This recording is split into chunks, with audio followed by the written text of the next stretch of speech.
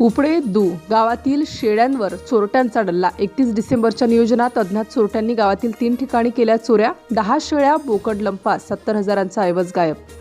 31 डिसेंबर जवळ येतात चोऱ्यांचे प्रमाण देखील वाढू लागले आहे। या दिवशी 4 पैसे ज्यादा मिळतील म्हणून शेतकऱ्यांनी गेल्या 6 महिन्यांपासून सांभाळलेल्या आयत्या शेळ्या आणि बोकडांवर चोरट्यांनी डल्ला मारल्याची घटना बार्शी तालुक्यातील उपळे दू येथे घडली आहे। रात्रीच्या अंधारात 3 ठिकाणांहून एकूण 10 शेळ्या व 1 बोकड चोरीस गेले। या चोरीत सुमारे 70,000 रुपयांचा ऐवज लंपास झाला।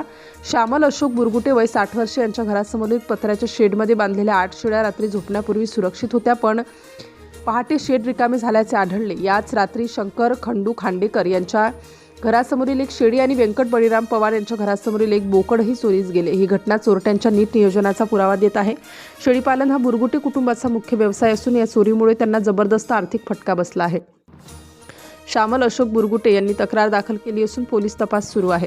ग्रामस्थांनी रात्रीची गस्त वाढवण्याची आणि चोरट्यांचा तातडीने शोध घेण्याची मागणी जोरदारपणे केली आहे।